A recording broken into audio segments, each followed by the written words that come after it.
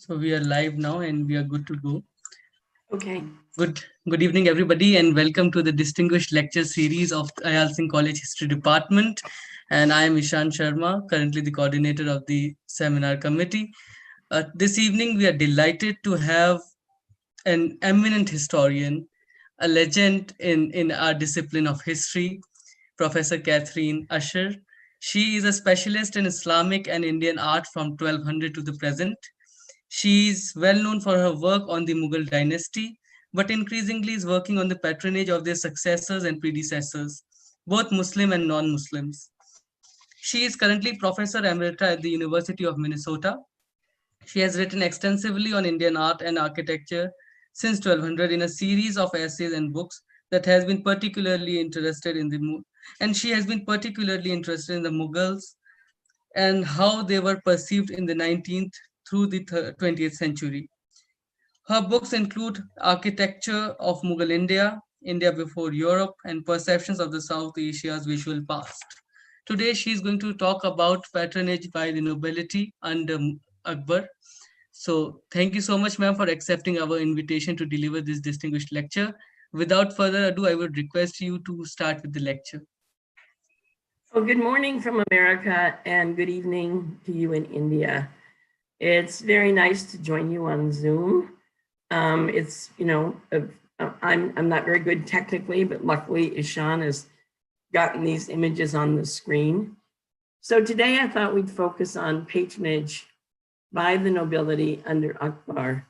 And to do that, we should first think about a very brief notion of what architecture was like under Akbar. If we think about his earliest project, it was the tomb of his father that was completed in 1571 that had been built by two architects trained in the Timurid tradition. They actually came from Bukhara. And if you look at the overall shape and scale of Humayun's tomb, you can see that it's very roughly based on, I'm showing you here, a unfinished late Timurid tomb that's in Ghazni. It has what's called a Baghdadi octagon plan. That means that it's an octagon with uneven sides. The interior, unlike traditional Indian tombs that we have so far, does not have just a single chamber, but an arrangement that's known as an 8-paradise plan. On the left-hand side is Humayun's tomb interior, and on the right is the interior of that tomb in Ghazni that I just showed you. So the early architecture, to some extent, is modeled very heavily on Timurid types, but the exterior cladding, that is the red sandstone with the white marble trim is definitely coming out of a earlier Indian tradition. We first see that at the Alai Darwaza, at the Qutub complex.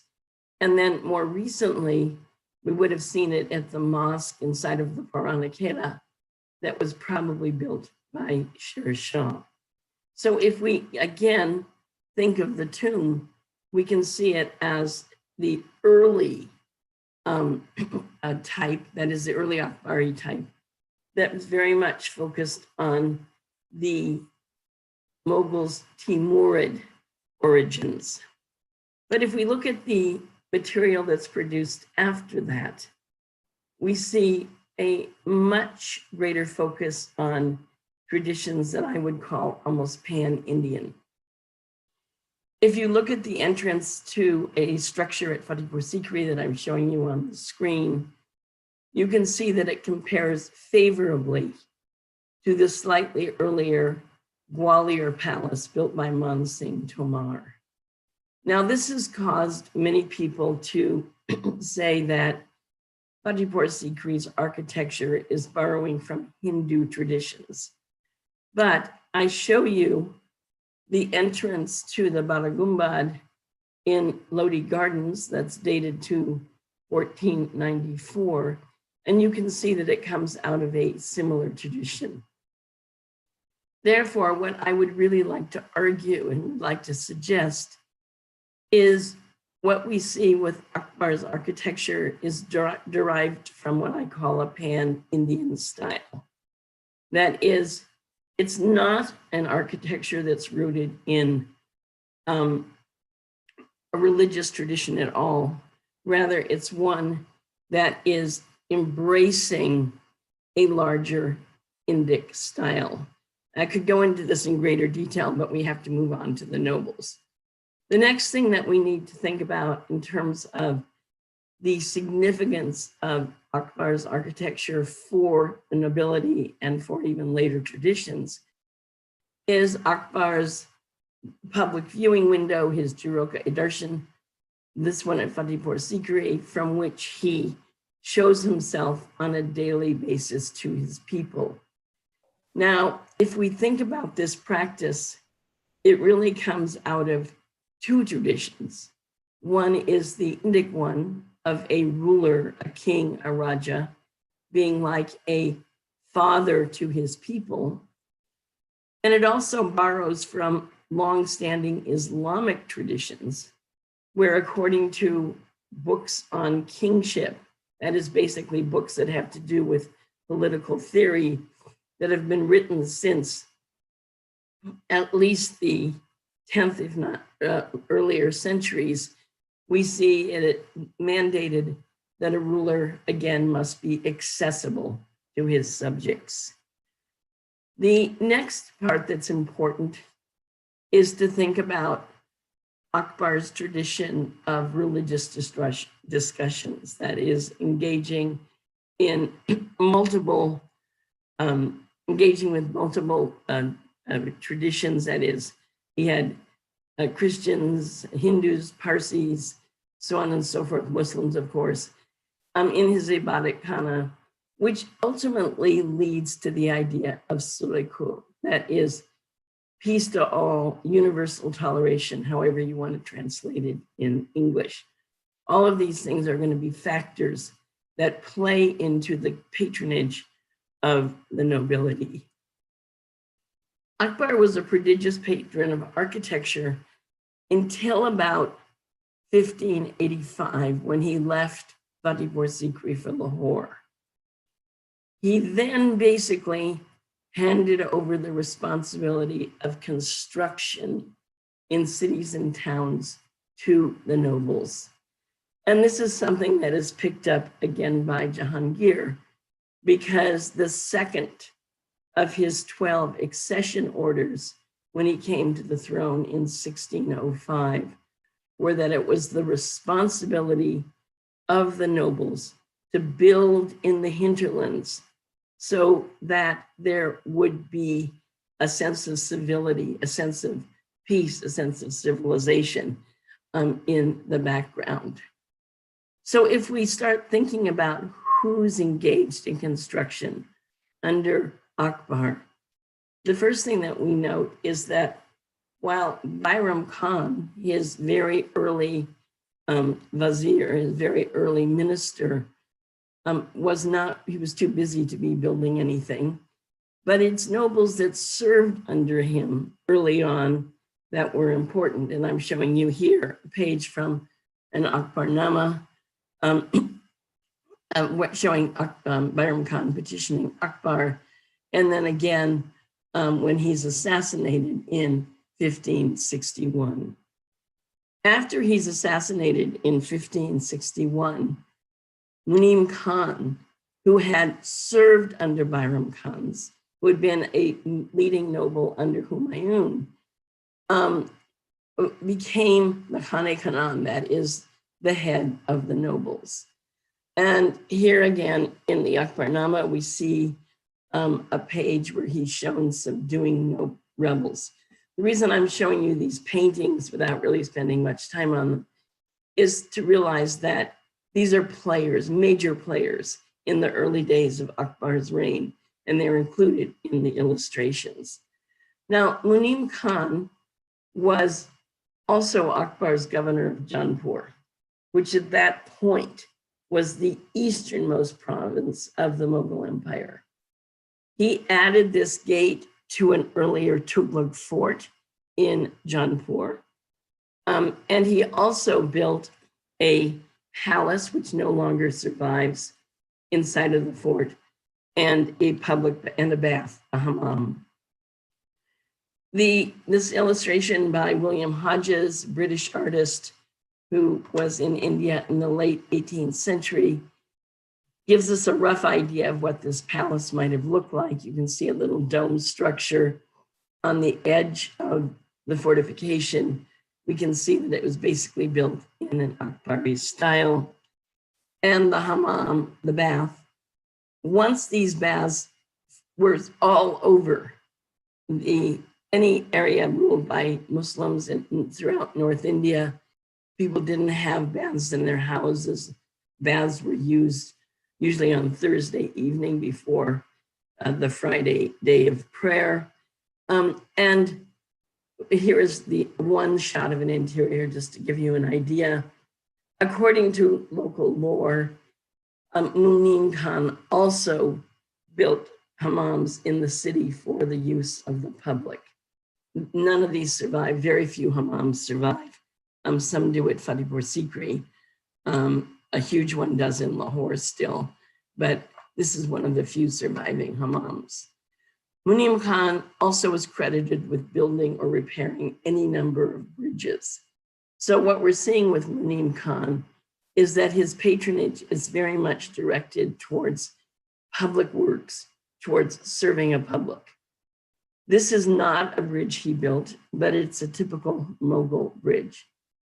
His only surviving bridge, which was his most important project, is this bridge in Jaunpur, which he built to preserve his name. He had no heirs, and he felt that building public works was more significant than building religious ones. This is a very long bridge that you can see that spans the Gumti River.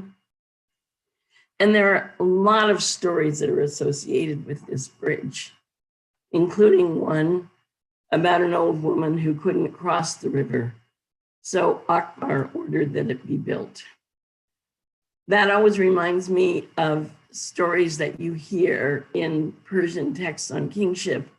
For example, the Book of Government, written by Nizam al-Mulk in the 11th century, where serving the public is more important than building a religious structure.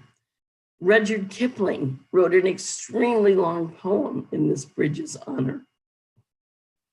And the British praised the bridge after it had survived a massive storm.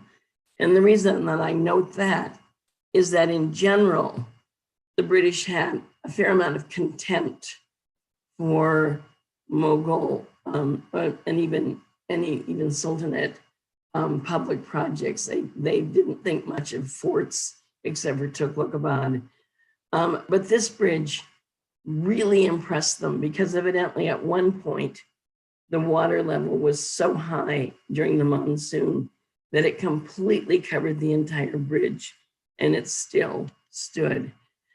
And just to give you an idea of this bridge, still very much in use today, you can see that on either side of the bridge are little pavilions that could serve as places for rest, that could be shops. Now, interestingly, later, about, let's say roughly around 25 years later, in the Safavid capital of Isfahan, a similar bridge gets constructed. And I suspect that while nobody in Safavid Iran had seen this bridge, that news about it had spread, and it was the model for the bridge. Now, a second noble who is engaged in architectural construction is Shakuli Khan. And this page, which is a double page composition, we're missing the other half, would have shown Shakuli Khan engaged in the defeat of Himu, who, remember, was a Sur claimant to the throne. So for this deed, Shakuli Khan, who also been associated earlier with Bairam Khan, was given a massive piece of land in Narnaul. And Narnaul, if you don't know where it is, isn't super far from Delhi. It's actually in Haryana, but very close to the border of Rajasthan. Narnaul in Akbar's time was a Mughal mint town. So it wasn't a little teeny insignificant place, but it was something of significance. Now, one of the things that's interesting about Shakuli Khan's landholding in Narnaul is that if you look at the dates I'm showing you on the screen, that we know that he built complexes in Narnaul between 1574 and 1588. If you remember, we always read that these mansabdars get shifted every 2 years so that they don't build up a power base. But we see in the case of two nobles I'm going to show you that they defy these rules, that they somehow were able to hold on to their lands for much longer periods of time. Shakuli Khan built this, I guess we want to call it a pleasure pavilion, in what would have originally set in water. All that stuff that you're seeing that looks like grass there was originally a huge water tank. Now, tanks like this become, I wouldn't say common, but not unusual later on. But this is the first of its type. And it could have been inspired by, I'd say, two types of structures. One would have been Sher Shah's tomb, that while very far away, and I'm sure that Shakuli Khan never saw it, but of course, the fame of this building was phenomenal. And it was so large that we're pretty sure that Humayun's tomb was built to outsize it. Remember Sher Shah, of course, having kicked the Mughals out of India for a while and therefore humiliating them. Moreover, those of you who've been to Sasaram and seen Sher Shah's tomb know that it sits on a very strange angle at the plinth. And while many historians will say they didn't know how to orient it correctly, that's nonsense. Because one year I spent, not a year, but a summer I spent in India measuring the orientation of every mosque I came across, and I knew exactly how to orient buildings.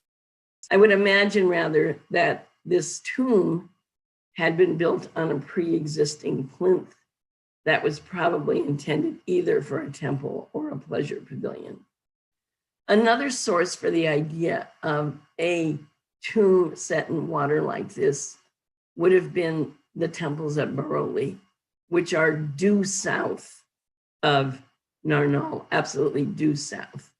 And again, this is a Tirtha site. It would have been well known in the area. If we look at the top of this water pavilion, we can see that it in many ways kind of looks like the top of Akbar's Diwani Khas. Now, we can look at it two ways. We can think of it as kind of just copying a popular style. But I think that we have to realize that these nobles are building in an Akbari mode, not just because it's a trend, but because it's sending a visual imperial message of unity. So construction by the nobility, while a water pavilion might seem a little frivolous, we can see that its style and shape is intended to send a uniform imperial message. The interior of this structure is very much built in the Timurid tradition. And here I'm comparing a structure in Samarkand that is in Timurid heartland with, excuse me, the interior of Shakuli Khan's water pavilion. Actually, now I'm doing it. I'm sorry, I can't see what I'm doing here very well because the sun is right in my eyes. So I apologize if I'm a little out of sync here. The estate was very large, and this was an entrance. It's not a particularly thrilling structure, but just really to give you an idea of the scope of his patronage at this site. And it included a tomb. The tomb, as you can see it here, is an octagonal tomb, and it borrows from, I think, two different traditions. One, the gray and pink cladding that you see on the tomb is local. What you're seeing just beneath the tomb is an image of Sher Shah's grandfather's tomb that's in Narnaul. And obviously it was built before the tomb of Shakuli Khan. And you can see that this pink and gray cladding, which by the way is unique to Narnaul, is borrowing from a local tradition. We can see that Shakuli Khan is suggesting that not only is he a Mughal Mansabdar, an important noble, but he is very much part of Narnaul's tradition as well. But you can see that the shape of the tomb is modeled on earlier structures that are inspired by Timurid buildings. One is obviously the Puranikela, little Shermandal that even in spite of its name was built by Humayun upon his return from Iran and Kabul, where he had been exiled. And of course, the Sabz Burj tomb that you're looking at that's in Delhi, that's again an early Mughal structure. The interior of this tomb, which is one of the early tombs built in all marble in the interior, is, I think, very much modeled on things that we see at Mandu. Not that that really matters for this talk. When Shakuli Khan died, he had a garden that he had built in Agra. And as is the case with all Mughal structures, because he had no heirs, it reverted to the state. And it was actually given to one of Akbar's wives, which means it must have been a pretty splendid garden. And before he died, he realized he was dying. He distributed his wealth to charity so that, in fact, the state would not take it all. Now, a major patron that we want to look at right now is the Kanekanan, Abdul Rahim. You see two portraits of him on the screen right now. And he was, if you recall, the young son of Bayram Khan, who, after his father was assassinated, was given royal protection and was taken to Akbar's court and was raised in the court of Akbar. He was a pretty amazing guy, and I'll talk about this in a few minutes. He was the patron of Persian poetry and literature, also of vernacular poets. He had a massive library, and he had a biography that was written by a leading literary figure. The Kanekanan built a tomb for himself and his wife in Delhi, which is under restoration by the Aga Khan Foundation right now. Its cladding had mostly been taken away at some point for another structure. But if we look at it, you can see that it is a square plan tomb, which by the late 15th and early 16th century was the traditional tomb type built for high-ranking nobles. And you can see that, like Humayun's tomb, it sits on a plinth. But you can see that it's, if you look under the Humayun's tomb, the image under Humayun's tomb, that is the tomb of a very high-ranking Lodi officer, also in Delhi. And you can see that the little chhatris on the side and the overall shape, again, recalls the traditional Indic type. If you look at the spandrels, and the spandrels are those areas, the two areas on either side of the point of the arch. Do you see what I'm talking about? You can see that there we have sort of a star-like design, which most people associate with Humayun's tomb, but in fact is not an uncommon device. For example, you see those starlight devices on the tomb of Sher Shah's grandfather as well. Now, those are, as I said, traditional ones, but this detail that I'm showing you here as another spandrel shows that this tomb is kind of innovative in that it really departs from the traditional motifs, and the interior, which has been completely restored, or some people think ruined, but I think restored, again, is very much in the Timurid tradition that we know now is part of the larger Indian tradition. The Kanekanan, or Abdul Rahim, was famous for his Hindavi verses. And unfortunately, I'm showing you English translations here, not the original, which I know none of you would have any problem reading. But it gives you an idea of the kind of things that he wrote. But he was also famous for his patronage of Iranian poetry, of Persian poetry. In fact, he was not only famous in India for it, he was even famous in Iran itself for it, which is kind of remarkable because in general, Iranians thought very little of Indian Persian, but they really admired the Kanekanan. So one of the things that he did was he took calligraphy. I should restate this. He had access to an entire manuscript, the Panchganj by Jami, who was at that point a wildly popular poet. He had died in the late 15th century, and he had many, many Sufi overtones in his poetry. And he took that manuscript with a very famous calligraphy in it that had been done around 1520, and he refurbished it with the new margins that you see here. And I don't know how well you can see these images that I'm showing you, but if you look, you can see that on the two little sides of the original calligraphy are two little cranes or water birds. And then you can see in the margins that he has the borders, let's call them, that he has taken those same images and inflated them and made them quite spectacular. So he's enhanced in a Mughal technique an original Timurid manuscript.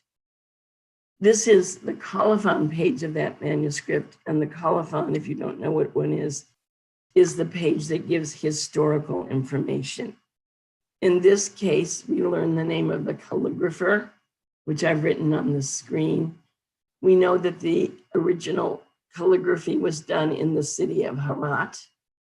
And then we learn that a Mughal painter, Mushfiq, in 1606 to 7, added the borders and the little painting inside. So if you look at the painting quickly, you can see that it's a charbagh, that is a 4-part garden. We know that those originated in Iran, but we don't know what they look like in Iran. But this is really typical of an Indian one. And then if you look in the corner of that garden, you'll see that a banana plant is growing there. And banana plants are not grown in Iran. They're not grown in the Timurid highland. So we're seeing that he's Mogulizing, he's Indianizing this Timurid original manuscript. Abdul Rahim also was aware of Akbar's Ramayana, which, remember, is part of his policy of Sulaiku. Remember, Akbar had the Sanskrit classics, the Sanskrit texts, translated into Persian, and he also had them illustrated because he felt that this would add to a greater understanding of various, for example, of Muslims understanding better the Indic traditions. Now, other nobles, for example, she's not really a noble, but a high-ranking woman, Akbar's mother, we know, owned a Persian copy of a Ramayana, and there's 2 pages of it that I'm showing you on the screen. We don't know exactly who owned other Persian copies of Ramayanas, but given the vast number of pages of not just Ramayanas, but other Sanskrit texts that were translated into Persian that are in various museum collections, it must have been a fairly widespread practice under Akbar's nobles. But we do have the Abdul Rahim Kanekanan's Ramayana. We have the entire manuscript, which is very unusual because mostly these pages are just dispersed throughout, and they were taken apart and sold to various people. So we have the Kanekanan's Ramayana, where the stories of the Ramayana, I mean, there you can easily see Rama down on both of these images, that are now painted in a Mogulized style. One of my favorite ones is Hanuman up here, who's very elegantly racing across the sky with the mountain. The Kanekanan, though, didn't only have a Ramayana. We know he had a Razamnama as well. So he's not just patronizing this. Now, why is he doing this? He's like a building style. He's spreading the notion of Sulh Kul, that is peace to all, universal toleration. The fact that a high-ranking Muslim noble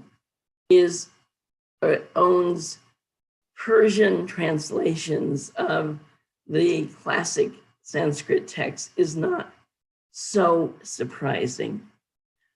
What's more surprising to my mind is the fact that he also owns an entire manuscript of a Ragamala.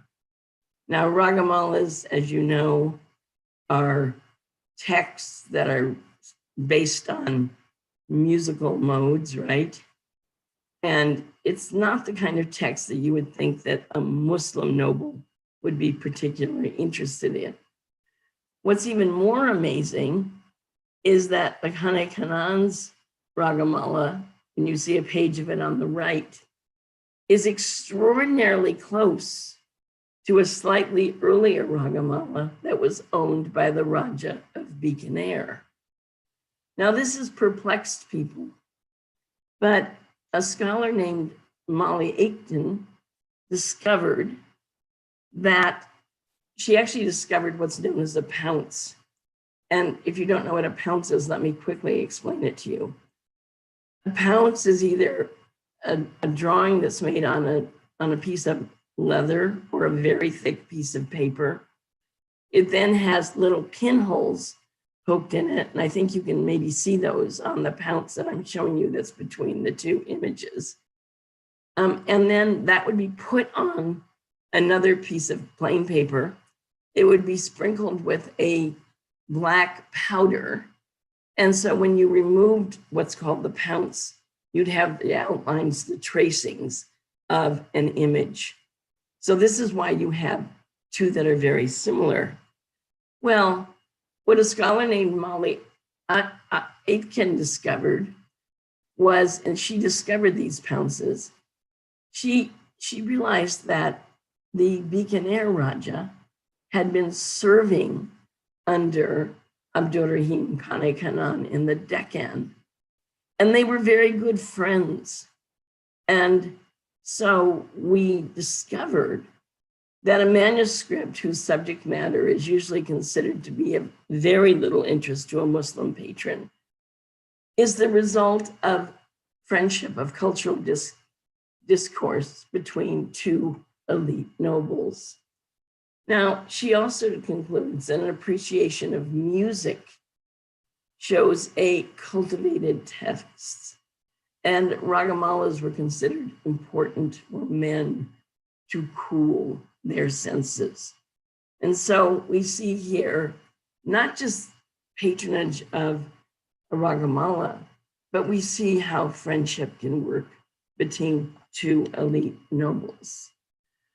Now, Another noble who was not as high ranking as Abdul Rahim, but Hada Surjan Singh of Bundi, was defeated by Akbar in 1569 and had to surrender his fort of Ranthambore. He was deeply humiliated by this defeat, but as often happened, he was reinstated by Akbar, and he served it in Chunar, which is very close to Benares, to Varanasi, where he builds an estate. Now, this wall I'm showing you is not very exciting, but it's all that's left of his estate in Benares.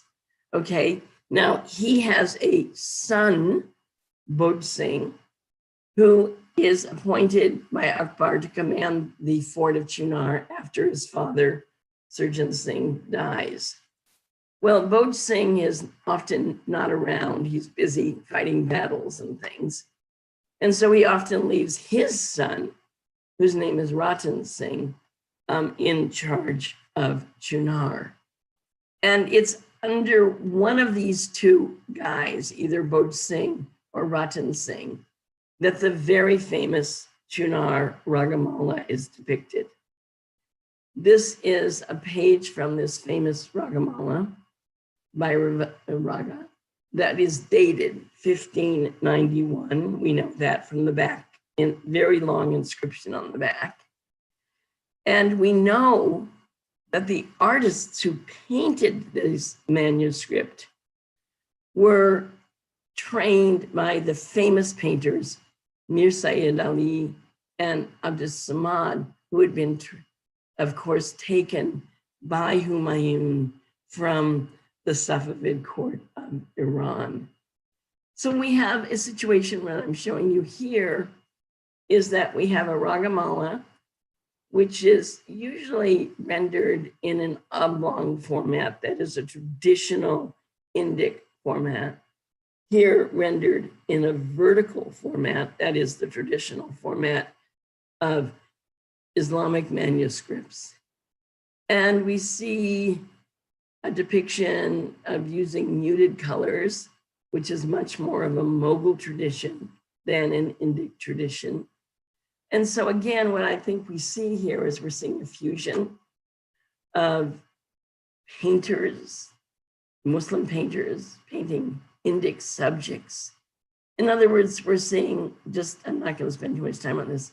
Again, the influences, Sulekho, on the workshops of paintings that are done under the elite nobles of Akbar's court. Todamal is famous for the construction of the Vishwanath Temple in Benares. The temple, as you know, has now been incorporated into the Gyanvapi Mosque under Aurangzeb. But the details that I'm showing you here that are very, very old, because you can't even get close to this temple mosque anymore. But I think as you can see, the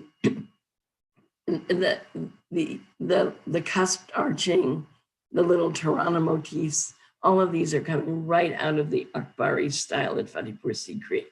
So we're seeing this in the construction of a Hindu temple. My point here being that the style that we're seeing is an imperial style. It's sending an imperial message. It really doesn't have anything to do with Indian. It's what's become the pan-Indian style. The last person that I'll be looking at today is Rajaman Singh. Rajaman Singh was a very important noble. He obviously was a Raja in his own right. He belongs to the Kachwaha house, state of Amber. And at the same time, he is the highest ranking officer under Akbar's administrative military system. He was, like the Kanekanan, was raised in the Mughal court. And Akbar called him son, not S-U-N, S-O-N. He had not one biography, but two biographies written about him. Even before he became Raja, when he was still a prince serving in what is today Pakistan, his first notable act of patronage that we know about was a garden that he constructed at a place that became known as Wa. This is very near Taxila, the site of the ancient Buddhist remains that maybe you guys know about. And today, not very far from the capital, Rawalpindi, Islamabad. This is a garden that's built over a natural spring, and it's been extended over time. It has crystal clear waters. For example, you can actually see the fish that swim around in these waters. Now, Jahangir, who happened to dislike Man Singh immensely, he called him one of those old wolves of state. He loved Wa. He thought Wa was a perfect Mughal garden. And he loved it so much that he put pearls in the noses of the fish that swam in the waters. So these are the descendants of those fish. But I wonder sometimes if Man Singh, while he rendered this a perfect Mughal garden, didn't think of it in a slightly different manner.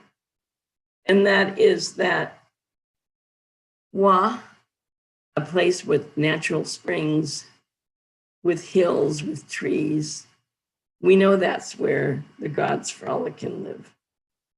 And so I sometimes think that to Man Singh, this was more than a secular garden. It probably had some sort of sacred overtone. Moreover, it's close, as I mentioned, to Taxila. And while, of course, Buddhism was long, long gone, there were still stories about the kind of myths and the ethos associated with this land today in Pakistan. Man Singh also was the patron of Muslim material.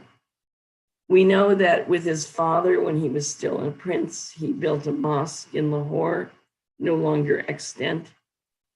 He gave money to a Muslim shrine in Hajipur, which is just across the Ganges from the city of Patna. And he built this mosque on the banks of the Ganga.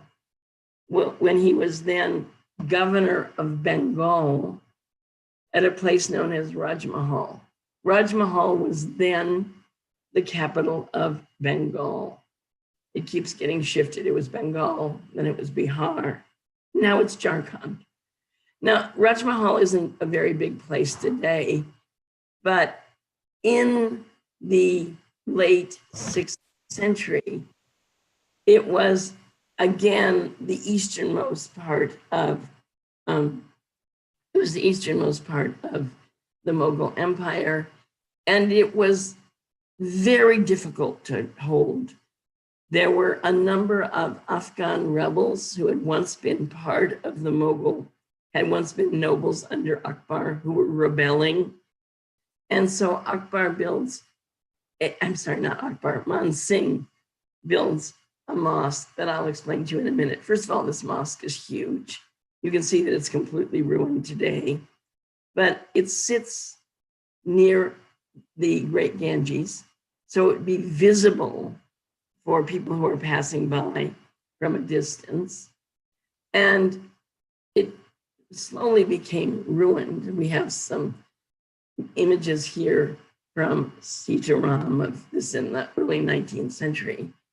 But if we look at the interior plan of this mosque at Rajmahal and the interior plan of the Fatehpur Sikri Mosque, they're not identical. I'm not going to claim that, but they are similar enough to say that the Rajmahal Mosque is based on the Fatehpur Sikri Mosque. That one, of course, built by Akbar.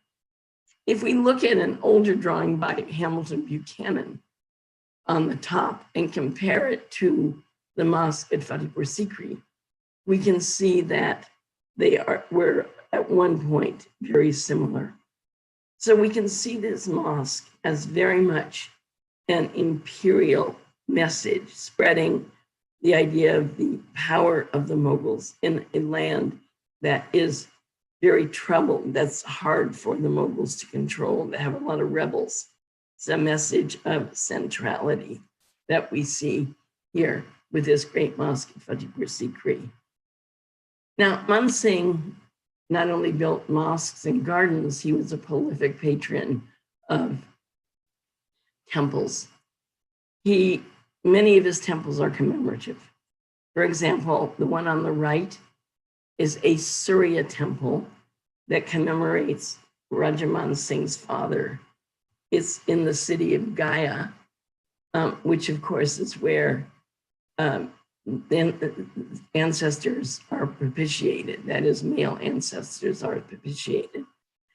It's a Syria Temple, as I mentioned, and these are quite rare. And so why do we have a Syria Temple? I would think there's two reasons. One is that the Kachwahas, that is the house from which Man Singh comes, are part of the Surya Vamsha. But also there's a Syria Temple in Amber itself, dating to the 10th century. And while it doesn't look like this one, it probably is, again, a way to link Gaya and Amber. He builds a temple over the site of his mother's cremation spot, which is also in Bihar. And this temple is not only a commemorative temple for his mother for the Kachwaha house, but it also celebrates a Mughal victory. Rajaman Singh, as the result of a dream, discovered an amulet that had belonged to the demon king of Magadha. And its loss from that king allowed Bhima to kill that king. So when Rajaman Singh discovered it, he was able to have a great Mughal victory. This is the way the story goes. So we see here a temple that is both commemorative for a Mughal victory, but also for the Kachwaha line. His most famous temple is the Govinda Deva at Vrindavan. Vrindavan, as we know, had been, Akbar had shown interest in Vrindavan since at least 1565. And Man Singh, when he was still a prince, when he had had a great victory in the Punjab, he vowed to build a temple at Vrindavan. So he builds this temple, which is impossible to photograph because of its scale and also how much encroachment there is around it. But it's an enormous temple. And if we look at the exterior, we can see that it's built in the traditional temple style. That is, it's completely trabeated. It's post and lintel architecture, which is typical of the Indic style. But note the material. It's the Mughal imperial red sandstone. So we can see this temple as having been in response to Akbar's support of Vrindavan and also in support of the notion of Sulekul. The interior, however, is quite different. It is vaulted, it is built in the Timurid Mughal style that we've seen earlier. And in fact, the temple is highly innovative with its use of domes and things that we've never really even seen before. It's actually more innovative than Akbar's own architecture. This is allowed in Mughal India. You would not be able to do this. You would not be able to build something in Safavid Iran or Ottoman Turkey that surpassed something that the current ruling king had done. Another important temple is the temple known as the Jagat Shirmani, which is built in his own estate, his own kingdom of Amber. From the temple was extremely important. What I'm showing you here is a detail of an enormous map of Amber. It is gigantic. It's in the National Museum in Delhi. And I'm just showing you a little detail of it. The temple is at the base of the palace. And here I'm showing it to you, a closer view. I'm including this here because it just gives you an idea of the significance that it had for the Kachwaha house. The temple from the back looks like a traditional temple, the Shikara. I mean, unless you got close to it, you wouldn't be able to know what date it was. It's so traditional. From the front, you have a very different idea. You can see that it's an elevated temple and then it has elephants flanking its entrance. And when you go to the top where the temple is, you can see that the front of the temple is built in a Akbari style. For example, I'm showing you a detail here of on the temple and also the Jahangir Mahal with the Agra fort. You can see the similarity. The entrance to the temple is also built in that Akbari mode. Now, this temple is also a commemorative temple. It was built right after his heir apparent, Jagat Singh, died in 1599. And there are many carvings on this temple, which are quite unique. But the one that I want to focus on right here is a depiction of Vamana, the dwarf form of Vishnu, whose potential for striding the universe as Trivikrama is not yet realized. And it recalls, as I would say, that very recent death of his heir apparent. So it too is a commemorative temple. But while it doesn't celebrate a Mughal victory, it's very much built in a Mughal style. Rajaman Singh also built mansions. One is his Haveli in Amber, which I'm not going to show you. And another is the famous Man Mandir in Benares. The kind of whitewashed part is a later addition. So it was sort of inserted in there, but the Jarokas that you see are very much in the Akbari style. He built a water pavilion in Rajasthan and Bharat on a major crossroads. And you can see that it's very much similar to the one that we saw in Narnaul. And remember that one, like this one, there is very close to architecture that we see at Fatehpur Sikri. Now, the last, and you're probably thanking your lucky stars, that I'm going to talk about is Rajaman Singh's palace at Rohtas. Rajaman Singh held Rohtas from 1590 to 1610, which again is an extraordinary long period of time.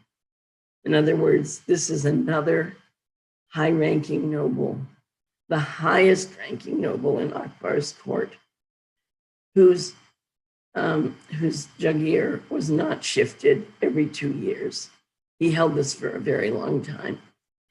Now, Rohtas was considered to be so strong that it was even safe from the idea of attack.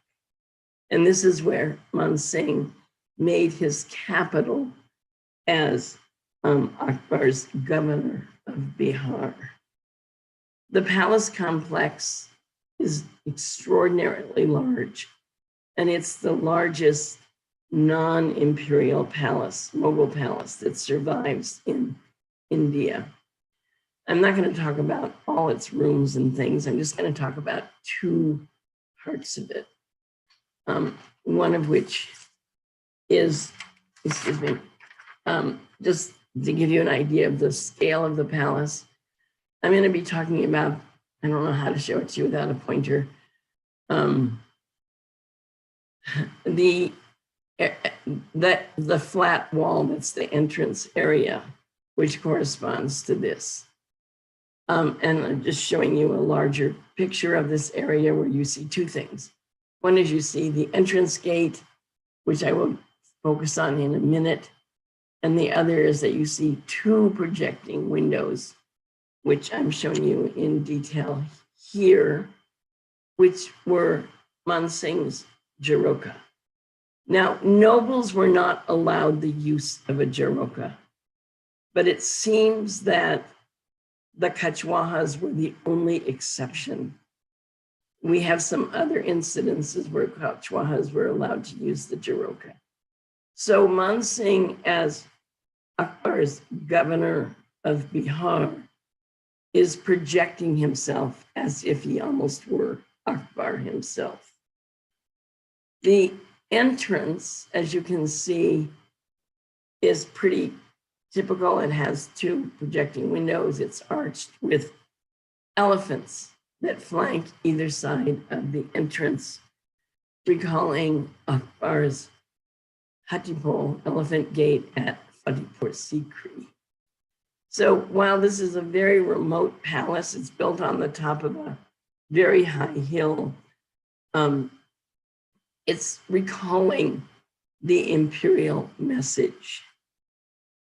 What's also interesting about this palace is that at the other side of that entrance gate that I was just showing you, this is the back side that I'm showing you here. And over this back entrance are two inscriptions. One of these inscriptions is in Persian, and one of these inscriptions is in Sanskrit. These inscriptions do not say the same thing. In other words, we can't just think of it as a bilingual inscription because they say different things. So the Persian inscription basically suggests that Man Singh built this palace as simply an agent of Akbar. It extensively addresses the Emperor Akbar, and it just has a very brief reference to the actual patron, that is Rajaman Singh. But the longer Sanskrit inscription, which is just right next to the Persian one, is quite different. It asserts Rajaman Singh's own authority as the head of the Kachwaha Rajput house. And Akbar's name isn't even included in this part of the inscription. Instead, the Raja is mentioned not once but twice, not using his simple Mughal title of Raja, but calling himself as Sri Maharaja Adiraja Maharaja. In other words, we have a complete different message on this part of the inscription. This dual inscription that we're talking about, these two inscriptions, are not as subversive as they might seem. For under the Mughal state system, it was perfectly acceptable not only to support the Mughals, but also to defend one's own religion, honor, and even patrimony if necessary. And this, in essence, is the success of Akbar's state, where the nobles are given a certain amount of autonomy, especially those who are princes in their own right. But if we think about the patronage of these nobles in general, but especially of the two high-ranking ones, that is Abdul Rahim Kanekanan and Rajaman Singh, we can see that basically their patronage is intended to support Akbar's policies, especially his policy of Suleko. Thank you.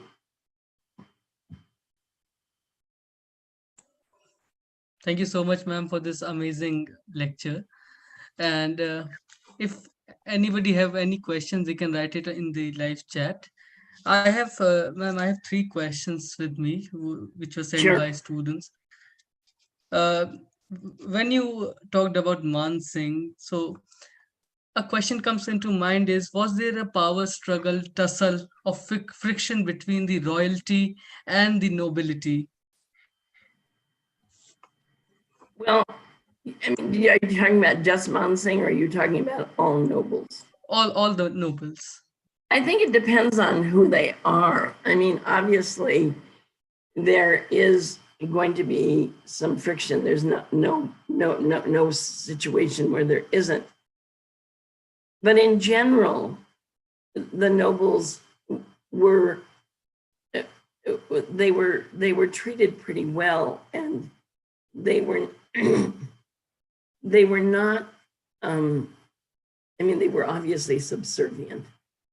But it would seem, I mean, you know, of course, we don't really know exactly how everyone really thought, but it would seem that at least these very high-ranking ones got along pretty well. Now, for example, let me take Rajaman Singh of Bundi.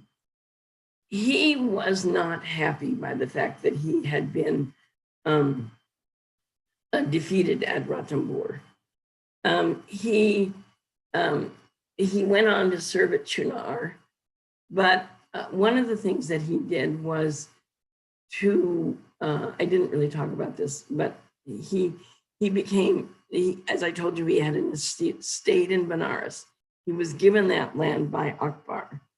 And then he proceeded to heavily patronize Brahmins and all sorts of sort of traditional Indic things, as Cindy Talbot argues in an essay she wrote, to assuage his guilt. Now, he might have been very unhappy, but his successors seemed to be quite happy with what was going on, and they served the Mughal state faithfully. They did not try to rebel, as let's say we do have in the case of the Bundelis later on. So it depends on who they are. But it seems like we have less of that under Akbar than we get under some of the later Mughals. I don't know if that answers the question. And next question is talking about the patronage of nobility. You were doubtful on a monument in Maroli that is now called the Dil Khusha. Can you talk about that in some details? Oh, I got asked about that before. Like, okay, I'm trying to say, I think that was Shakuli Khan's brother's tomb was supposed to be, Yeah. if I remember correctly. Well, I don't really, I mean, it could be, I suppose, but we don't have any inscriptions. We don't have any text. My problem with that is that this idea seems to have developed about the time when Sir Thomas Metcalfe wanted to buy land in Maruli to build that little house that he builds out of the Mughal tomb. Well, I guess the tomb's going to be worth a lot more if it belonged to someone famous. I mean, it probably did belong to someone famous because it's a fancy building, a tomb.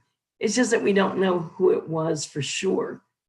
So it could be, and I really should have gone back and read what I wrote because I don't always remember everything I write. And if I'd known I was going to get asked that question again, I would have, but I didn't. So, but I have to say that, you know, it's oral tradition can have a lot of value, and it can often be very meaningful. But sometimes when, I mean, this is exactly the time when people are writing bogus manuscripts about the Taj Mahal to make the British happy. So they think they know something. So I'm a little suspicious, but, you know, I could be wrong. Next question is from Utkarsh Pandey. His question is, at a point it was mentioned that Wow had a sacred overtone for Man Singh. Was it only considered so because of its beauty and pearls, or because the institutional design suggests so? I am actually speculating that it had some sort of religious meaning for Man Singh. The slides I'm showing you aren't that exciting, but when you're actually there, and you're around the larger landscape, it's a really gorgeous setting that really reminds me of a tirta, much more than a traditional Mughal garden. And we remember that area of Pakistan originally until 47 was populated by multiple types of people. And we know from writings, 19th century writings, that many religious traditions that are now associated with Indic traditions were very current there. So there's no text that tells me that that was a religious setting, it had a religious sense for Man Singh. But we know that like many Rajputs, he was a pretty religious guy. And so it's very hard for me to imagine that that didn't have some sort of overtone. And again, I could be wrong, but I'm putting together what I know of it, the site, the fact that it's not a traditional Mughal garden at all. It's now in later periods, it was the water canals and things were added, but the original part of the garden is just a tank that encloses a natural spring. And so it's just hard for me to imagine that given the patron, given his sensitivities, and the fact that he builds temples prolifically. I mean, I only showed you some, thank God, you didn't want to see them all. It's just hard to imagine that you can't put all those pieces together. Yeah. And there's a question from Ashish that, does Rajaman Singh also constructed Jain mandirs? Not that I know of. There's no evidence. There's nothing in Avanswali. There's nothing that suggests that he was a patron of Jain material. I don't think so. There's no reason to think so that I've ever heard.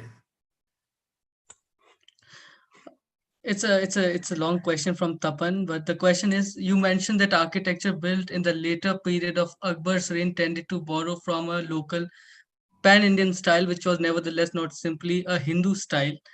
Hindu and Indic are often used interchangeably for early Indian history. As such, could you elaborate how the later was distinct from the Hindu style? The difference between the Indic and the Hindu style of architecture. Let me just think. Well, I mean, actually, there isn't really a Hindu style of architecture. There's elements that, for example, trabeated construction, that is post and lintel, is associated with Hindu religious architecture. It's associated with Jain religious architecture. It's sometimes associated with Muslim religious architecture, but not usually. But it's not only used for religious architecture. And the problem is that it's religious architecture that survives. We don't have much non-religious architecture that survives. So that's a problem. We start thinking everything's in terms of religion as opposed to larger building styles, okay? But we do know that, I'm trying to think, I'm sorry. We certainly know that a secular architecture was often trabeated. That is what some people think of as a Hindu style. We know this from paintings, we know this from sculptures, so on and so forth. And so to assume that something that's built in a post and lintel style is Hindu is simply not correct. We have to look at building styles have to be looked at in terms of periods, in terms of location, in terms of practicality. I mean, one of the reasons Fatehpur Sikri, among many, many other reasons, is built in a post and lintel style is because it's faster. I mean, some of it's practical. Most people don't live in domed and arched buildings. It's not very practical. So, I mean, those are some of the things, but I think what's happened is Indian history gets thought of in terms of religious terms, and that's often overstating the case. I'm not going to say it's never the case. I'm not going to say that there isn't conflict. I'm not going to say that everything is perfect. But I think that in the case of the people that I've been talking about, there's really an attempt to promote Akbar's policy of toleration. And that's done by blending multiple styles, multiple painting types, so on and so forth. And I do think that while we don't have a text that says, you guys are supposed to be spreading my policy, I think that's really what it's coming down to. I know that I didn't quite answer the question, but that's okay. It's very early in the morning for me, you guys. Thank you so much, ma'am, for that amazing answer. I would request our teacher, Jaya Jyotika ma'am from our department to deliver the vote of thanks. Thank you.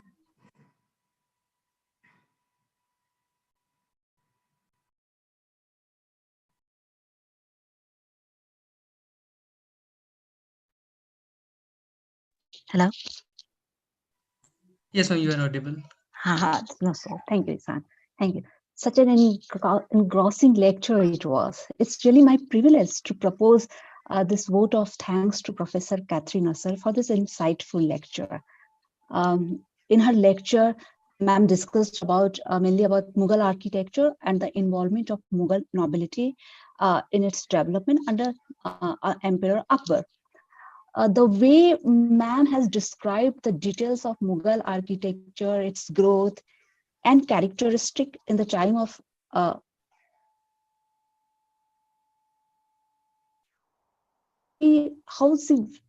vividly she had explained that how Akbar's art and architecture represent his imperial policy, such as Sulh-e-Kul, political stability and patrimonial nature of his kingship. And certainly, it was his nobles like Man Singh and Munim Khan who played an important role, not only in the construction of his empire, but also in the reflection of his imperial authority through art and architecture.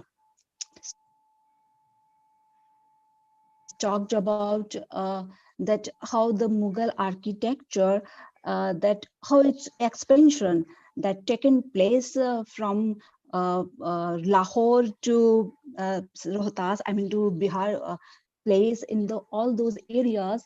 So at length, she has discussed, she has talked about and raised all those issues.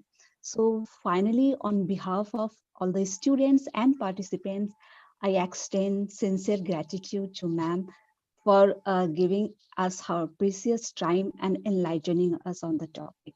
Thank you so much, ma'am. Really, thank you. And again, finally, thank you, ma'am. And finally, I really appreciate the effort and hard work of my students also for organizing such a wonderful lecture. Thank you to all of you. Thank you so much, ma'am. And thank you, Professor Asher, for taking out time from your precious schedule. It was truly a lifetime opportunity for all the students to listen to you again. Thank you, ma'am. And Goodbye. have a nice day. Thank you so much.